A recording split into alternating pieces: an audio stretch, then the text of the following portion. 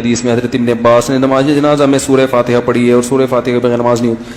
سورہ فاتحہ کے بغیر نماز نہیں ہوتی تو رکوع سجدے کے بغیر بھی نماز نہیں ہوتی. تو نماز جنازہ عام نمازوں کی طرح نہیں ہے. تو جیسے وہ رکوع سجدے جو سجدہ تو سورہ فاتحہ سے زیادہ بڑا رکن ہے, تو یہ جو سورہ فاتحہ کے بغیر نماز نہیں ہوتی یہ رکوع سجدے والی نمازوں کے بارے میں. باقی حضرت ابن عباس نے جو سورہ فاتحہ پڑھی ہے وہ بطور دعا کے پڑھی ہے, بطور تلاوت کے نہیں پڑھی ہے.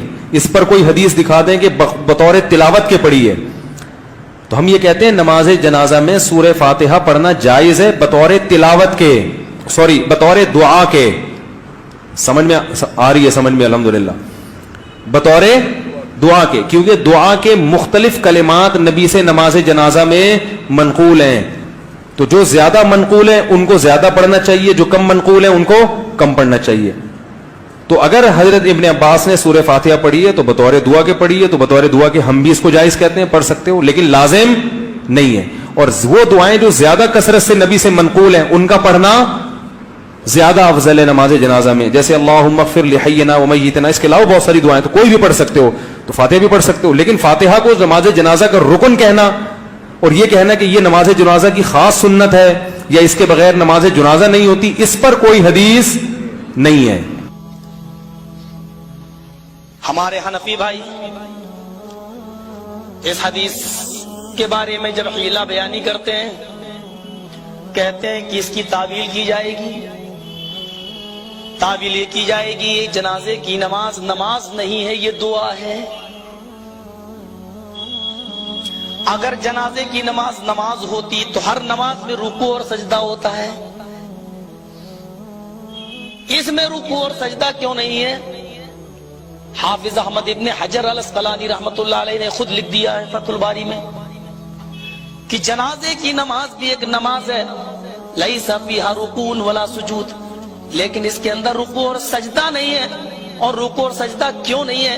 اس لیے نہیں ہے تاکہ لوگوں کے ذہن میں یہ تصور نہ چلا جائے کہ یہ لوگ اپنے مردوں کو سجدہ کرتے ہیں. نکال دیا یہ مسئلہ. اور امام بخاری رحمت اللہ علیہ نے باقاعدہ باب باندھا ہے کہ جنازے کی نماز بھی ایک نماز ہے, کیونکہ تمام شرائط جو نماز کے لیے ہے, جو شرائط وہی جنازے کی نماز کے لیے بھی شرائط ہے. دعا کے لیے شرطیں نہیں ہوتی ہیں. آپ دیکھ لیجئے کسی بھی دعا کے لیے اللہ اکبر کہنا شرط نہیں ہے. ابھی ہمارے ریاض خاکی صاحب کہہ رہے تھے ہمارا بھائی ہاسپٹل میں ایڈمٹ ہے, دعا کیجئے گا اللہ تعالیٰ ان کو شفا کاملہ اور عاجلہ عطا فرمائے. اب ہم نے یہ دعا کی ہے, اس دعا کے لیے ضروری نہیں کہ میں کہوں اللہ اکبر اللہ ریاض خاکی صاحب کے بھائی کو شفا کاملہ اور عاجلہ عطا فرمائے. کتنی بڑی بیوقوفی. کسی بھی دعا کے لیے تکبیر تحریمہ شرط نہیں ہے. اگر جنازے کی نماز نماز نہیں ہوتی اور دعا ہوتی تو اس کے لیے تکبیر تحریمہ شرط نہیں ہوتی. کسی بھی دعا کے لیے باوضو ہونا بھی شرط نہیں ہے. آپ ہمیں مل گئے, ہم آپ کو مل گئے, آپ نے کہا السلام علیکم, یہ کیا دعا ہی تو ہے, اللہ کی سلامتی ہو آپ پر. اب آپ کو ہم نے دیکھ لیا, نہیں میں وضو کر کے آؤں پہلے پھر کہوں گا السلام علیکم. کتنی بڑی بیوقوفی. امام بخاری نے ان کو ان کے ایسی جگہ پہنچا دیا ہے جہاں ان کو 2 گھوٹ پانی پینے کو نہیں ملے گا. کسی بھی دعا کے لیے وضو شرط نہیں ہے, بلکہ دعا کے لیے تو اللہ کے نبی نے یہاں تک فرمایا اگر حائضہ عورتیں ہیں جن کو مہینہ آ رہا ہے وہ اگر عیدگاہ میں وہ بھی جائیں, اپنی اگر ان کے پاس اوڑھنیاں نہیں ہیں تو اپنی سہیلیوں کی چادر میں جائیں. اگر وہ حائضہ ہیں تو نماز سے دور رہیں لیکن مسلمانوں کی دعاؤں میں شامل رہیں. میرے بھائیو ذرا تصور کیجئے, آپ اس حدیث سے اور اس روایت سے آپ کو بہت کچھ معنی ملے گا. کسی بھی وضو دعا کے لیے وضو شرط نہیں ہے, لیکن نماز جنازے کے لیے وضو شرط ہے. کسی بھی دعا کے لیے ہاتھ باندھنا شرط نہیں ہے. آپ اللہ اکبر اب دعا کریے, لیکن نماز جنازہ کے لیے آپ اہل حدیث ہے تو اوپر باندھتے ہیں, کوئی دوسرے مسلک کا وہ نیچے بھی باندھتا ہے, لیکن باندھتا ہے. دعا کے لیے ہاتھ باندھنا شرط ہے, دعا کے لیے شرط نہیں ہے, لیکن نماز جنازہ میں ہوتا ہے. کسی بھی دعا کے لیے سلام پھیرنا شرط نہیں ہے. اللہ تعالی کشمیر میں امن و امان قائم کر دے.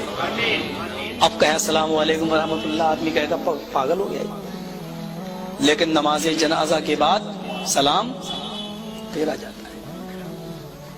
انہوں نے کہا کہ جو شرطیں نماز کی ہیں وہی شرطیں جنازے کی بھی ہیں. پھر جنازے کی نماز کو نماز نہ مانا جائے اور یہ کہا جائے کہ ایک دعا ہے. فرمایا کہ فقرا بفاتحۃ الکتاب, سورہ فاتحہ پڑھی اور پھر اس پڑھنے کو کہا انہا سنتن, میں نے اس کو اس لیے پڑھا تاکہ تمہیں معلوم ہو جائے کہ یہ بھی سنت ہے. جنازے کی نماز یہ کیسی نماز ہے. اور دوسری نمازوں میں ہمارے بھائی امام کے پیچھے سورہ فاتحہ نہیں پڑھتے ہیں, لیکن اکیلے تو پڑھ لیتے ہیں, تنہا نماز پڑھتے ہیں تو پڑھ لیتے ہیں. ان کا امام سورہ فاتحہ پڑھتا ہے, امام کے پیچھے مقتدی نہیں پڑھتے ہیں. انہوں نے مقتدیوں کا امام کے پیچھے سورہ فاتحہ کو پڑھنا منہ میں آنکھ بھرنے کے مترادف قرار دیا کہ جہنم میں آگ کے انگارے بھرے جائیں گے. جو سورہ فاتحہ امام کے پیچھے پڑھے گا, ذرا تصور کیجئے آپ, امام تو پڑھتا ہے لیکن مقتدی نہیں پڑھتے اور نمازوں میں, لیکن جنازے کی نماز اتنی بدقسمت نماز ہے ان کی نظر میں کہ اس نماز میں نہ تو امام سورہ فاتحہ پڑھتا ہے نہ مقتدی ہی سورہ فاتحہ پڑھتا ہے. ان کی نظر میں یہ جنازے کی نماز دعا ہے اور اس دعا میں سورہ فاتحہ پڑھنا ضروری نہیں ہے, لہذا امام بھی سورہ فاتحہ نہیں پڑھتا ہے اور مقتدی بھی سورہ فاتحہ نہیں پڑھتے. انہا سنتن کہہ کر یہ بتا دیا ہے کہ یہ بھی طریقہ جناب محمد رسول اللہ صلی اللہ علیہ وسلم کا طریقہ ہے. میں نے بخاری شریف کی حدیث آپ کے سامنے رکھ دی ہے, فیصلہ آپ کے اوپر ہے. اللہ کے نبی جناب محمد رسول اللہ کی حدیث بھی میں نے آپ کے سامنے رکھ دی ہے اور ابو حنیفہ رحمۃ اللہ علیہ کا مسلک بھی آپ کے سامنے رکھ دیا ہے. اب آپ کو حدیث رسول ماننے پر بھی اختیار ہے, ابو حنیفہ کی بات ماننے میں بھی تم آزاد ہو, لیکن کلمہ تم نے کس کا پڑھا ہے, اتباع کس کی کرنا چاہتے ہو, یہ آزادی ہم تمہیں دے رہے ہیں. اب چاہو تو محمد رسول اللہ کی بات مان کر محمدی بنو اور چاہو تو کسی کی بات مان کر اپنی نسبت اسی کی طرف کر لو.